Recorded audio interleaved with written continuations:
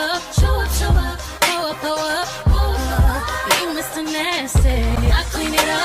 Stunna! Oh, hey Stunna! Welcome back to Luna Vlogs. I'm so glad that you could join me for another upload. Like, I have a bit of a history with face paint. I find it quite fun. I have done creative makeup looks, but I feel like that was like peak look, like creativity. I was 17, 18. The thing about me, I love going through my archives, and so I stumbled on this picture that like I'm constantly just like saving stuff for like inspo, but it's something that I never got around to. Now I'm gonna do it. I'm really gonna do it. I'm going with blue because it's my favorite color. That's gonna be a hint for y'all.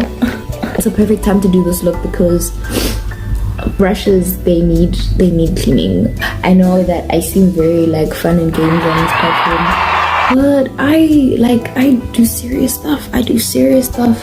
And I was coming off a really high stress period, very productive, but I just needed like full stop and just like have a good time, go out for dinners, go out for, you know, just be really intentional about like, this is me time. You guys are familiar with my Modern Dolls palette. Now today I have thoughts to absolutely like butcher this babe, but do you know what I'm gonna do first? I don't know if it's allowed.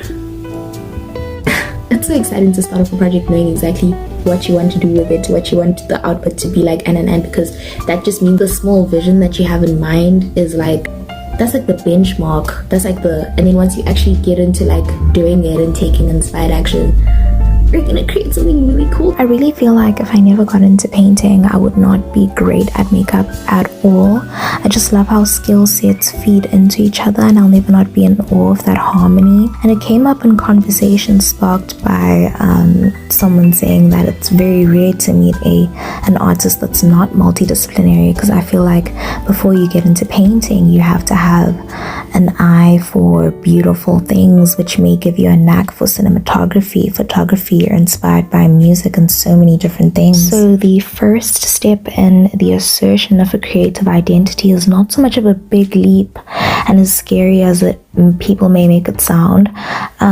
It's really just a journey of meeting yourself, and embodiment is so key. So when you have the inkling to make that playlist or do something you love, go to new places, curate your wardrobe in a way that is expressive and true to you, go for it, and then you'll realize the magnitude of the flame the tiniest spark could birth. It's how I've stayed connected to my craft over years, and why I feel like now, before anyone else notices, I could truly say my purpose is my pulse. If we are truly fragments of the universe or the divine experiencing itself in real time, what better way could there be to experience that greatness than the process of accumulating milestones daily? And you look back one day and you have a whole constellation, and then you can really say, I'm limitless in my creativity and I can do anything. I'll never run out of ideas. I'll never run out of avenues, because I pivot so freely, and every single time I experiment and do something outside of the norm, it works out. And more than that, it makes me happy, makes me feel alive. If I'm gonna do something and play around with color, I love color in my works, oh my gosh, but I love working with blue down. I just filmed such a cute snippet that I realized my hands aren't blue, and I feel like they have to be blue. Oh, son, being creative is something else, hey?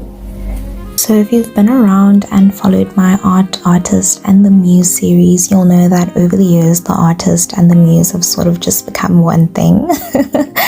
In an exploration of art theories pertaining to the display of subjects and divinity before, during, and after the Roman Empire. So I did this look on a whim because I needed to see the inspiration for the next piece, which this leads to. And you guys know I love dabbling in different mediums. I'm so excited for the bit of work that this creative process led to, so definitely stay tuned because I am going to make this a 2-part thing. So if you do have a question or line of thought that pops up around this video, feel free to leave a comment. I love when you guys also DM asking, girl, what are you talking about? So I think it would be really cool if those responses went into like a continuation, like the next video. This look is literally 90% eyeshadow, and that's what I've always done, and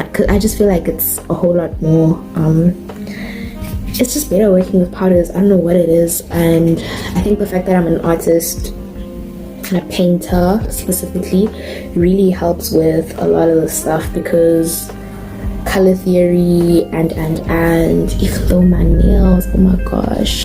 One thing I'm really inspired by this week is the idea of not isolating and waiting for your brain to like come around and get over certain experiences by itself, but go out and actually take leaps and give your brain new experiences. Literally just feed it new experiences.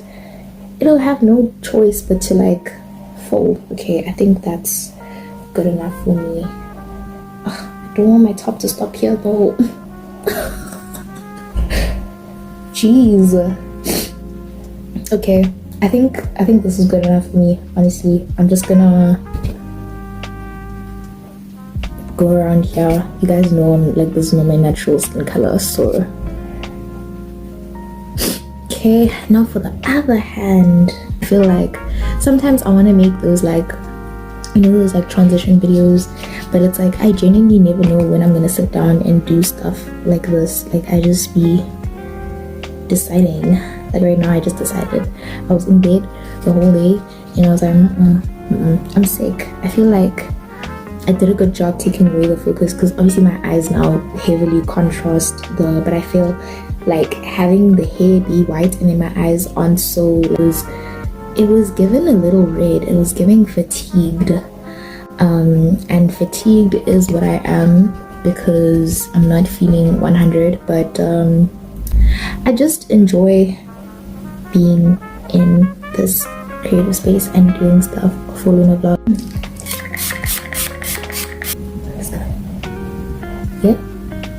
Yeah.